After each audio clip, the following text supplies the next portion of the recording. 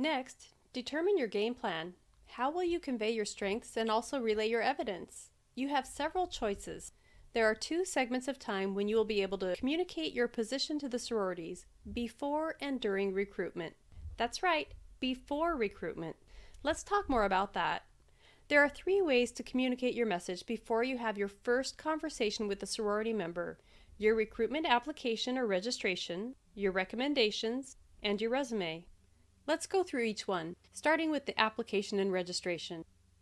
Your online registration will ask you to share a few details and may ask you for a resume and a photo to distribute to the sororities also.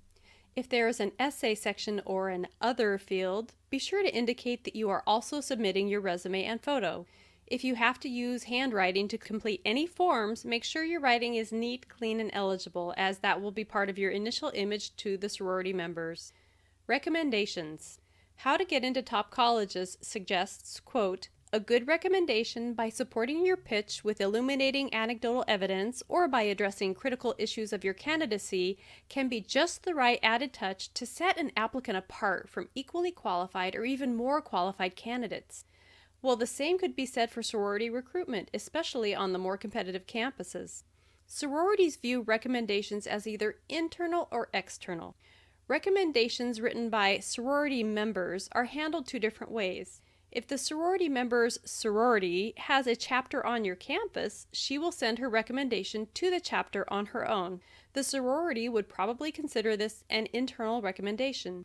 If the sorority member's sorority does not have a chapter on your campus, her recommendation can be sent to your Panhellenic Council for distribution to the chapters or sent to each sorority chapter you'll visit. Either you or the sorority member in this second scenario can be responsible for sending the recommendation. The sorority would probably consider this an external recommendation. Recommendations from non-sorority members like coaches, advisors, employers, volunteer managers may be sent to your Panhellenic Council for distribution to sororities or sent to each sorority you'll visit. Sororities also consider these external recommendations. When you're creating your sorority recruitment resume or dossier or CV or whatever else you might want to call it, you'll highlight specific aspects of your ability to be a good sorority member, the strengths you've already identified while creating your position. Consider this an accomplishment statement or a statement of qualifications. This is a document you need to create specifically for sorority recruitment. If you already have a resume you've been using for job applications, please consider this a different kind of document. To respect the time of the sorority women who are reading your materials, you should use specific strategies to write your statement in a manner that will allow a sorority member to understand your competencies, brand, or position after a quick scan. The book Competency-Based Interviews provides great resume design tips. Though targeted to job search scenarios, these tips work equally well for the purposes of sorority recruitment. Focus on allowing your accomplishments to prove your competencies. Say as much as you can in as few words as you can. Make sure you've thought through the situation, action, results parts of every accomplishment. Decide whether the result, the action, or the process is going to matter most to the reader and make that the first part of your accomplishment statement. Assume the readers are intelligent but may not know the details about your hobby, job, team, or organization. Make your accomplishment statements as strong as you can. Spin it in your favor while still being honest.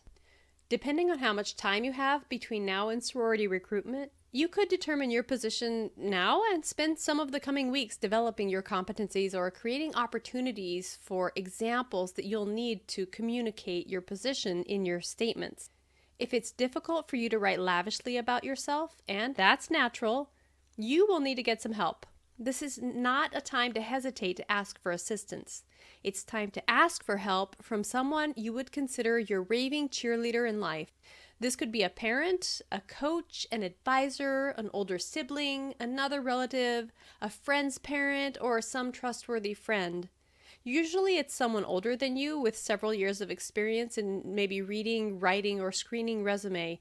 These are great allies for this purpose. And guess what? As a side benefit, this person might offer to write you a recommendation for your character supporting the points you have put forth in your statement of qualifications. You can never have too many recommendations. Okay, that's not true. You can have too many, but if you must err on one side versus the other, too many is better than not enough. 2 or 3 is just great. If you feel like your strengths are weak, you will have to add more compelling evidence to your arsenal. Don't have any more? Well, if you're struggling with your strengths and need some new ones, invent them. How many days do you have left until recruitment?